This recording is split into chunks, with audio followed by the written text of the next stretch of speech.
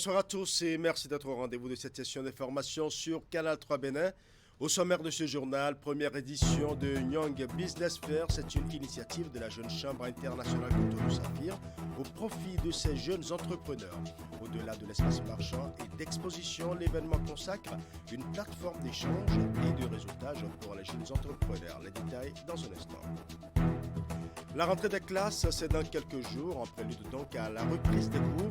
Le complexe scolaire évangélique Beraka de Cocotomé a initié une cérémonie d'action de grâce pour louer Dieu pour les performances réalisées chaque année par l'établissement. Retour sur les temps forts de l'événement dans ce journal. Nous parlerons également du 50e championnat du monde de pétanque qui se poursuit derrière la place de l'Amazone. Après les deux premières journées, ce lundi est consacré aux étapes des huitièmes, de quart et de demi-finale. L'événement mobilise un public assez intéressant qui parallèlement donne des couleurs à l'organisation. Nous allons revivre dans ce journal les temps forts de cette journée. Voilà pour les titres, mesdames et messieurs. Bonsoir. L'actuel est en ébullition depuis plusieurs jours. Le décès du jeune Martin Hunga continue de défrayer la chronique. Les commentaires vont dans tous les sens, surtout sur les réseaux sociaux. Artistes et web activistes y vont de diverses manières. Un tour sur la toile pour constater l'indignation des populations et l'importance pour les autorités et surtout celle de la police républicaine de réagir promptement pour éclairer l'opinion publique et situer les responsabilités. Nous allons suivre. C'est une avalanche de réactions qu'on enregistre sur les réseaux sociaux suite à la mort du jeune Martin Hunga. Disparu depuis quelques jours, il aurait été abattu par des éléments de la police républicaine à Révier dans la commune d'Abomey-Calavi. Les internautes n'ont pas attendu la version officielle des responsables de la police pour se prononcer. L'artiste Fanico sur sa page Facebook, par exemple, invite les autorités à faire la lumière sur l'affaire. Nous demandons une enquête approfondie et transparente sur cet incident. Il est impératif que la vérité soit établie et que les responsables soient tenus pour compte, va-t-il écrire. Un autre artiste, Bobo Way, en appelle également à la responsabilité des membres du gouvernement. En tant que représentant du gouvernement, vous avez le devoir de garantir la sécurité de tous les citoyens et de veiller à ce que la justice soit rendue de manière équitable, va-t-il poster. Tiaf, quant à lui, a posté une image du jeune homme avec pour légende « Justice pour Hunga Martin ». L'association des jeunes juristes, diplomates et politistes du Bénin, à travers un communiqué publié sur leur page Facebook, déplore l'incident et exige que les autorités publiques brisent le silence sur les circonstances de ce drame et sur l'avancée de l'enquête si bien évidemment elle était ouverte. La journaliste et web activiste Angela Peidja a également donné son avis sur le sujet. Sur sa page Facebook, elle s'interroge aussi sur les vraies circonstances de ce drame et partage la douleur de la mère de Martin Hunga.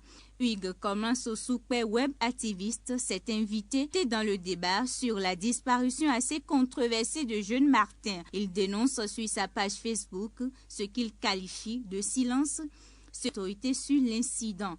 Tant de réactions sur la mort du jeune Martin Hunga, âgé de 18 ans, dans la commune d'Abomey-Calavi. Pour l'heure, aucune réaction émanant ni de la police républicaine, ni des autorités à divers niveaux. Le frère aîné de la victime, joint par la rédaction de Canal 3, affirme que les choses n'ont pas avancé de leur côté quant à la réclamation de sa famille d'avoir le corps pour faire le deuil. Parlons à présent de la Jeune Chambre internationale Cotonou-Saphir qui a initié à l'intention des jeunes entrepreneurs un triple événement, le Young Business Fair. C'était samedi dernier à l'espace aquarium à Togmen. Esther Tofa pour le compte rendu. Près d'une trentaine d'exposants sur cette plage, choisie par la JCI Cotonou-Saphir pour abriter le Young Business Fair.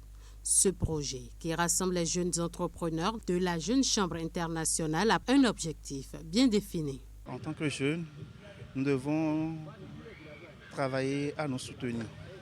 Nous devons travailler au développement économique de notre communauté. Et pour pouvoir y arriver, nous avons pensé mettre en place ce projet afin de donner l'opportunité aux jeunes entrepreneurs de faire connaître leurs produits. Donc du coup, donner plus de visibilité à leurs produits, leurs services et leurs marques. Et en même temps, augmenter leur chiffre d'affaires et également leur portefeuille relationnel. Réseautage, expo-vente et convivialité sont les maîtres mots de cet événement qui a mobilisé autant de sponsors que de participants. Ceci à l'actif de l'équipe en charge du projet et du parrain. La tâche à moi confiée n'est pas aussi facile que je croyais, mais avec un peu de détermination et d'engagement de mon équipe et moi, nous avons pu braver les nombreuses difficultés qui se présentaient à nous dans le cadre des diligences différentes que nous avons eues. Ceci reste pour moi et pour mon équipe une très belle expérience. Ce triple événement est résolument placé sous le signe de la convivialité. Nous sommes ici pour partager des moments agréables, pour faire connaissance et pour tisser des liens sincères. La convivialité est au cœur de notre expérience commune. Au-delà des opportunités professionnelles, nous avons la possibilité de créer des amitiés durables, de trouver des mentors inspirants et de construire une communauté solidaire. Les exposants apprécient l'initiative et parlent de leurs attentes. Déjà en tant qu'entrepreneur, j'aimerais bien vendre, j'aimerais faire connaître mon entreprise, encore plus à toutes personnes qui viendront ici. J'aimerais faire déguster mes repas aux gens qui viendront ici pour passer de bons moments et me faire beaucoup de chiffre d'affaires. Voilà, c'est le plus important. Ça s'enflamme par ici, quoi. Que tout se passe bien, qu'il y ait une belle connexion, un bon réseautage entre nous tous, que tout le monde repasse satisfait de cette expérience que nous sommes en train de faire. L'événement a duré toute la journée du samedi 9 septembre 2023. Les participants ont également eu droit à un panel de discussion sur les techniques de vente.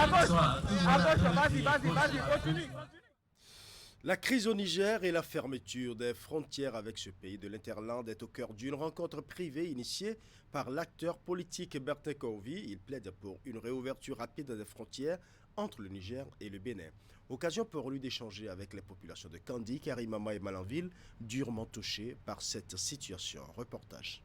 En lieu et place d'une manifestation officielle, c'est à une rencontre privée que Bertin Kohovi, acteur politique et partisan de la réouverture des frontières béninoises, a convié les populations de Malanville, Karimama et Kandi ce vendredi 8 septembre 2023. Dans un domicile privé, il a rencontré les populations de ces trois villes, acquises à sa cause et a, au cours de la séance, délivré un message dans lequel il a appelé ces derniers à plaider pour la réouverture des frontières auprès du chef de l'État béninois Patrice Talon. Je n'ai aucun camion qui soit bloqué. Je n'ai aucune marchandise. Je n'attends aucun électeur ici. Je ne suis même pas si je suis candidat à quoi que ce soit. Mais par amour pour vous, je dirai ce que personne n'a le courage de dire, que chacun dit dans sa chambre. Parce que Dieu va parler par ma bouche. Et Dieu va toucher le cœur du président Patrice Talon. Car tout est entre ses mains. S'il nous laisse mourir, c'est que Dieu aura voulu. Si Dieu veut qu'il nous sauve, il va nous sauver. Et j'ai confiance que Dieu va toucher son cœur. Vous qui êtes des sages de l'islam, vous connaissez la sourate 105, l'éléphant. Mais Dieu est intervenu pour nous sauver la Kaaba. Il fera la même chose pour Malanville. Il enverra les oiseaux combattre ceux qui combattent Malanville. Il empêchera les 13 éléphants de marcher sur Malanville. Parce que nous avons besoin de paix. Nous avons besoin de pouvoir manger. Et j'ai toute confiance en Dieu, lui qui a permis que je sois ici aujourd'hui. D'ailleurs, les banderoles confectionnées à cet effet résument à suffisance les intentions de l'organisateur de cette rencontre. Les messages inscrits se résument essentiellement aux préoccupations et difficultés des populations de ces différentes villes frontalières au Niger. Tout en témoignant leur entier soutien au président Patrice Talon, Bertin Kohovi et l'ensemble des participants à cette réunion plaident pour que les frontières entre le Niger et le Bénin soient réouvertes au plus vite. Changez votre caractère. Allah fera en sorte que des situations se tournent en votre faveur cette semaine. Si vous honorez avec un discours gracieux et un cœur pur le roi que Allah a placé sur votre chemin. C'est pour ça que nous honorons Patrice Talon avec un cœur pur. Cette rencontre a été sanctionnée par une prière musulmane dite sur place. Après la séance, Bertin Kovi et plusieurs autres participants à cette rencontre se sont rendus à la mosquée blanche à Tacitedi, l'un des quartiers de la ville de Malanville, pour poursuivre la prière qui, selon lui, permettra au président Patrice Talon d'accélérer le processus de réouverture des frontières entre le Bénin et le Niger. La rentrée des classes, c'est dans quelques jours et en prélude donc à la reprise des cours, le complexe scolaire évangélique Beraka de Kokotomé a initié une cérémonie d'action de grâce. Une cérémonie qui vise à remercier et louer Dieu pour les performances réalisées chaque année par l'établissement. Retour sur les temps forts de l'événement dans ce reportage. Membres de l'administration, enseignants, élèves, anciens élèves, parents d'élèves et partenaires du complexe scolaire évangélique Beraka sont rassemblés ici sur la façade de l'établissement autour d'une action de grâce. Selon les responsables de l'école, l'objectif poursuivi est bien clair. Témoigner leur gratitude au Seigneur pour les œuvres qu'il a accomplies dans ce milieu d'enseignement. Cette action de grâce vaut la peine à cause des nombreuses choses que Dieu a faites pour nous. Beraka est ici, ce n'est pas comme les autres écoles. Il y avait beaucoup de difficultés et Dieu nous a aidés à supporter les charges, à avoir de bons résultats chaque année. Cette année, nous avons décidé de rendre gloire à Dieu pour tout ce qu'il est en train de faire. Cette activité a été marquée notamment par un moment de partage de la parole de Dieu et de témoignages. Des témoignages parfois émouvants. Et également pour mon examen de bac national, j'ai eu le bac avec 12,31 de moyenne et je suis fière de moi parce que finalement j'ai eu ce que je voulais et je me suis rendu compte que dans les moments difficiles comme dans le bonheur, il y a toujours un Dieu qui veille sur nous. Le complexe scolaire évangélique Beraka s'affiche depuis quelques années comme l'un des meilleurs établissements de la commune d'Abomey-Calavi. Pour ses dirigeants, le pilier de cette culture de l'excellence n'est rien d'autre que la providence. En fait, nous comptons sur Dieu. Notre secret, c'est Dieu. Du début de la rentrée jusqu'à la fin de la rentrée, non seulement nous donnons le sécunier, ce que l'État nous a demandé d'enseigner aux enfants, mais nous parlons de la parole de Dieu. L'école Beraka a été créée juste pour amener les cœurs des enfants là au Seigneur.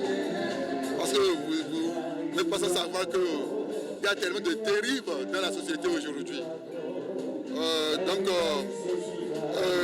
L'éducation, d'abord même la parole de Dieu lui-même. La Bible a été claire. Dieu a dit de laisser les enfants venir à lui. C'est Dieu qui a créé les enfants. Donc nous ne pouvons rien faire sans mettre au cœur la parole de Dieu. La rentrée des classes au titre de l'année 2023-2024 est prévue pour le lundi 18 septembre 2023. À cet effet, les parents d'élèves sont invités à inscrire leurs enfants au complexe scolaire évangélique Beraka afin de permettre à ces derniers de profiter d'un encadrement où une place est réservée à la foi en Dieu. Restons dans le registre éducation pour parler du renforcement des compétences et des pratiques pédagogiques des enseignants pour améliorer et consolider leur capacité d'encadrement. C'est l'objectif principal de la nouvelle phase de l'initiative francophone pour la formation à distance des maîtres IFADEM. En prélude donc aux travaux pratiques de cette phase 2022-2026 sur le terrain, une séance de travail a été initiée et organisée jeudi dernier à Natitengu pour le compte de l'Atakora. Objectif, informer, sensibiliser et installer le comité départemental dans le cadre de la mise en œuvre du programme. Régis Hippolyte Agossou pour les détails.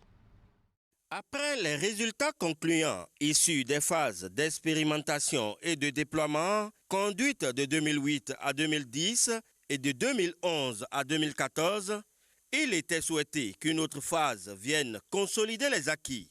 C'est donc pour préparer le lancement pratique de la nouvelle phase 2022-2026 de l'IFADEM, entendez Initiative francophone pour la formation à distance des maîtres, que se tient cette séance d'information, de sensibilisation et d'installation du comité départemental de l'IFADEM à Natitengu pour le compte de la TACORA. IFADEM, c'est un programme qui nous accompagne dans le renforcement de capacités des enseignants, beaucoup plus les enseignants titulaires du CEAP, les enseignants titulaires du baccalauréat.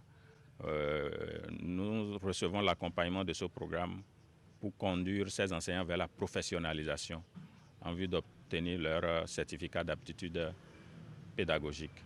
Essentiellement, il s'agira de former ces enseignants à travers une approche hybride. Il y aura des regroupements en présentiel et il y aura également des interactions avec eux à distance à travers une plateforme que nous allons développer avec des spécialistes en la matière. Le programme IFADEM traduit l'engagement du ministère des enseignements maternels et primaires à améliorer la qualité des apprentissages et les performances du système éducatif. Une initiative qu'apprécie le DEDAMP à TACORA. Je me réjouis du choix de notre département, la TACORA, comme bénéficiaire de ce projet au regard de l'importance de cette initiative dans l'amélioration des conditions d'apprentissage et d'enseignement. J'invite tous les participants présents à cette séance à une attention particulière pour les informations qui leur seront apportées, à la sensibilisation dont ils vont bénéficier. 5 départements, dont la Libori, le Borgou, la Donga, le Koufo et la Takora, seront impactés par ce programme financé par le partenaire du développement Belgique, l'OIF, l'IFEF, l'AUF et l'APF. IFADEM vise la formation continue des enseignants et APF est bien dans cette disposition-là, accompagner la formation continue des enseignants. Mais au-delà, APF va soutenir la formation même des directeurs et la formation aussi des inspecteurs et des conseillers pédagogiques. Tout ceci pour améliorer les résultats scolaires des apprenants. Alors, ces différents axes transversaux d'intervention qui ont été intégrés à IFADEM nous amènent justement à porter ce programme-là. À la fin de cette séance faite de communication, un comité départemental de 9 membres a été installé, ayant à sa tête le DEDAMP à TACORA. Il faut noter que la tournée des responsables de l'IFADEM à travers les départements concernés a démarré le lundi 4 septembre dernier à Parakou et prendra fin ce vendredi à Aplaoui. Les députés du Parti Union progressiste Le Renouveau rencontrent depuis le 6 septembre dernier leurs militants sur l'ensemble du territoire national. C'est dans le cadre d'une mission de reddition de comptes prévue par le bureau politique de ce parti. Et ce vendredi 8 septembre 2023, ce sont les militants de la première circonscription électorale regroupant les communes de Malanville, Karimama et Kandi qui ont accueilli leurs 3 élus. Voici le compte rendu. Lancé le 6 septembre dernier à Toviklin dans le département du Koufou, par le président du Parti Union progressiste Le Renouveau Joseph Djokbenou, la mission de reddition de comptes des députés de cette formation politique se poursuit.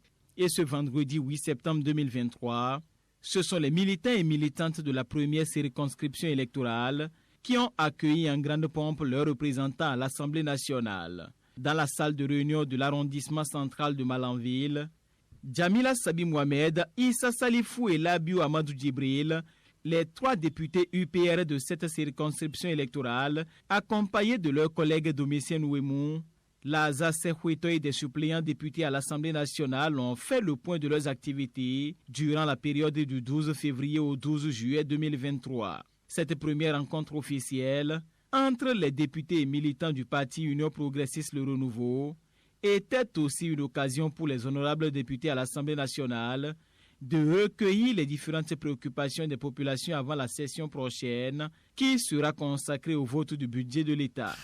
Le groupe parlementaire a ainsi décidé, avec l'appui du parti, procéder à la reddition de comptes parce que vous nous avez envoyé là-bas, il faudrait qu'on revienne rendre compte de ce que nous avons fait février, où on nous a appelés à Porto-Novo, jusqu'au 12 juillet 2023. Lors de la reddition de comptes, nous avons parlé quand même des questions orales que nous avons adressées au gouvernement en ce qui concerne le drame au niveau de Dassa et de Tofo, et également au niveau en ce qui concerne le terrorisme. Alors le terrorisme, nous savons qu'ici à Karimama, les difficultés sont énormes. Nous avons eu des tueries, nous avons eu des écoles fermées. Alors les échanges ont porté sur comment faire pour que les enfants puissent retourner dans leur classe. Et également, quelles sont les dispositions qui sont en train d'être prises pour que le terrorisme connaisse vraiment du recul. Et il faut rappeler que comme question orale avec débat, nous en avons eu un seul, et c'est concernant le CNHU de Cotonou, qui est vraiment criard, et nous avons voulu vraiment que ça soit une question orale avec débat, afin que les députés que nous sommes, nous puissions échanger vraiment avec le gouvernement. Puisqu'il s'agit d'une séance de reddition de comptes, les actions personnelles et collectives menées par les députés de ce parti ont été exposées à l'assistance. Sur la situation au Niger et la position du Bénin, l'honorable Issa Salifou a tenu à rendre les choses claires. Je vais vous dire que le président Talon, dans sa déclaration, a parlé de guerre et ça fait un tollé. Mais sachez qu'aucun Béninois ne veut faire la guerre contre le Niger. Aucun. Il n'y a qu'un militaire qui est prêt à aller faire la guerre. Celui qui dit ça a menti. Et je parle sous contrôle du président de la République. Sur le plan diplomatique, avec la pression des uns et des autres, le président est obligé de dire certaines choses. Mais dire que le Bénin va faire la guerre contre le Niger, c'est faux. Ça c'est un. Deux, si le Bénin veut faire la guerre contre le Niger, ils vont passer par où? Par Karimama ou Manaville. Vous croyez que nous on va laisser faire? Aucun militaire ne peut passer par Manaville ou Karimama pour attaquer le Niger. C'est pas possible. D'abord, ce n'est pas dans l'agenda du président de la République. Ce n'est pas dans son agenda. Précisons que cette mission de reddition de comptes va se dérouler dans toutes les circonscriptions électorales et prendra fin le 21 septembre prochain, conformément à l'agenda établi par la direction de la formation politique. D'un parti politique à un autre, nous irons dans la 20e circonscription électorale avec le député Célestin Oussou du Parti Les Démocrates qui a initié une séance de prière dans la commune d'Akpro-Misrété. L'objectif de cette séance est d'implorer la grâce de Dieu sur le Bénin pour la préservation de la paix et l'épanouissement des citoyens. Une rencontre qui sonne également comme une remobilisation de la troupe. Nous allons suivre. Forte mobilisation des militants des 5 communes de la 20e circonscription électorale autour de l'honorable Célestin Oussou pour une prière pour la paix pour la nation et par-delà les frontières, la libération des militants démocrates gardés en prison, dont Rekia Madougou et Joël Aïvor, et la concrétisation des aspirations du Parti Les Démocrates. La séance de prière qui nous réunit ce jour est inspirée par 3 raisons fondamentales. La première raison est fondée sur la situation socio-politique actuelle dans notre pays. En effet, depuis 2019, notre pays, le Bénin, traverse une période de tumultueux. Les populations essoufflées et menacées dans leur existence réclament aux cris sonores leur liberté. Elles crient à la souffrance, elles crient à la cherté de la vie. Le désespoir gagne au jour le jour notre jeunesse. Mesdames et messieurs les invités, permettez-moi d'attirer l'attention du gouvernement du président Patrice Talon sur l'état psychologique actuel du peuple béninois en lui disant que davantage le ciel s'assombrit et que le silence actuel du peuple est loin d'être une expression d'adhésion à sa gouvernance, mais plutôt un signe de résignation. C'est un grondement sonore dans un ciel lourd de nuages C'est pourquoi nous devons prier, mes chers compatriotes, pour notre pays. La dernière raison est l'exhortation permanente du président d'honneur du parti Les Démocrates, le docteur Thomas Poni Yahi, à la prière pour la paix dans notre pays, la paix sur le peuple béninois, la paix en Afrique et en tout temps et en tout lieu. Je voudrais ici même souffrir avec vous parce que je sais que le camarade Joël Aïva, pour qui nous avons de l'estime, il est d'ici. Que nos prières également aillent en sa direction, qu'il se porte bien et qu'il retrouve très prochainement sa famille, ses enfants et surtout ses étudiants. Il y a fort longtemps que la 20e circonscription électorale n'a plus donné de députés à un parti d'opposition. En se faisant élire député de la 9e législature sous la bannière du Parti Les Démocrates, Célestin Oussou a prouvé que la 20e circonscription électorale n'est plus une citadelle imprenable et que son parti a les arguments pour s'ancrer davantage dans les cœurs des populations de cette partie du Bénin. Sans aucun discours démagogique, les populations de la 20e circonscription électorale ont compris que de nos jours, l'avenir du Bénin est clairement porté par le parti Les Démocrates. Elles sont désormais déterminées, gonflées à bloc, pour faire enraciner le parti dans la 20e circonscription électorale afin qu'en 2026, il y ait au moins 4 députés, les 5 mairies, et que le prochain président de la République soit issu du parti Les Démocrates. Cette détermination du député Célestin Oussou et des populations de la 20e circonscription électorale est fortement encouragée par les responsables au plus haut niveau du parti Les Démocrates. À partir de ce moment, je vous invite, chers frères, dans l'union, dans la solidarité et avec détermination, à nous mobiliser pour renforcer les bases du parti, afin que, aux prochaines élections, il n'y ait aucun espace, aucun bureau de vote où il soit possible de renverser nos résultats. Le parti Les Démocrates se réclame le parti du peuple et il compte rester fidèle à cette ligne pour le bien-être des populations.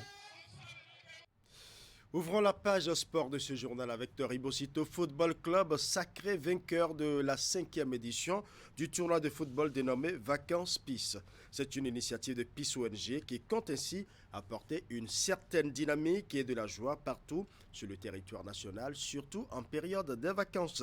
La finale de cette année a opposé Toribocito Football Club à Quamonset Football Club. Je vous laisse suivre.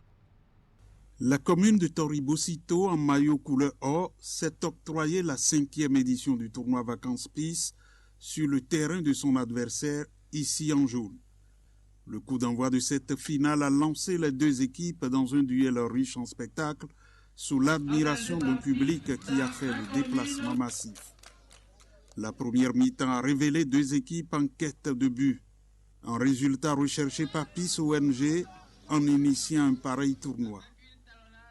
Nous avons identifié des périodes de vacances comme des périodes de grande mobilité des enfants. Et si les enfants partent de leur localité, le risque est très grand qu'ils ne reviennent plus pour la rentrée. Et ce qu'ils recherchent souvent, ce sont des activités d'épanouissement en allant dans les grandes villes qui entourent leur localité. Et nous avons imaginé qu'en leur apportant ces jeux-là pendant les vacances dans leur localité, ça leur permettra de vivre des vacances heureuses et de rester dans leur localité pour pouvoir reprendre les classes après. À la reprise, les incursions de part et d'autre se sont révélées vaines. La pression d'un côté comme de l'autre n'a pu changer le cours du jeu, toujours 0 but partout. C'est au cours des tirs au but que Toribocito s'est montré plus adroit que son adversaire. Déception d'un côté, la liesse de l'autre. La victoire m'a beaucoup plu et je suis en joie. Et j'aimerais remercier mes coéquipiers qui m'ont poussé à gagner le trophée. En dehors de la finale, Peace ONG a organisé des concours de chorégraphie, de déclamation de poésie entre les apprenants des deux communes. Dans l'ensemble, l'objectif est atteint et c'est la satisfaction pour PIS ONG. Constater que PIS ONG, ce n'est pas que la dotation en matériel en faveur des groupements féminins pour la production. Vous constatez que ce n'est pas que le renforcement de capacité de nos candidats à l'approche des examens pour avoir de très bons résultats aux examens dans les collèges où nous intervenons.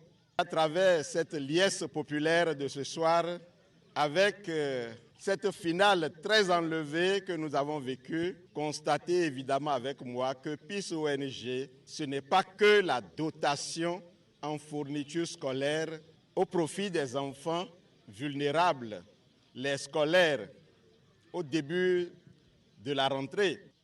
Vous constatez enfin avec moi que PIS ONG, c'est un accompagnement holistique pour donner à l'enfance au Bénin le mieux-être.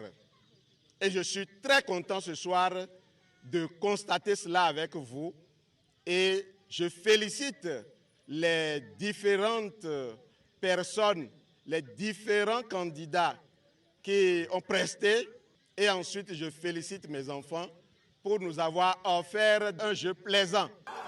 Les finalistes malheureux, tout comme les gagnants, ont reçu d'enveloppes de ballons de trophées. Aussi, chorégraphes et poètes en herbe ont-ils reçu de récompenses composées de fournitures scolaires. Je l'ai annoncé en début d'édition, le 50e championnat du monde de pétanque se poursuit derrière la place de l'Amazone.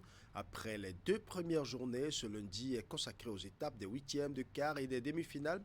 L'événement mobilise un public assez intéressant qui, parallèlement, donne des couleurs à l'organisation. Nous allons revivre les temps forts de cette journée avec Ali Momoni.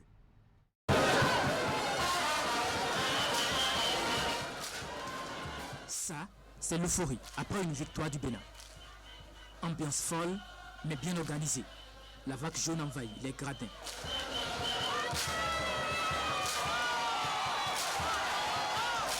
Marcel Betaglé et Laïma Sambo viennent de remporter leur match comptant pour les quarts de finale en doublette mixte face à l'Allemagne.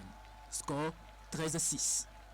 Ils font juste notre fierté et nous sommes fiers d'animer pour eux. Nous sommes vraiment fiers. D'accord. À qui ne dit pas son nom.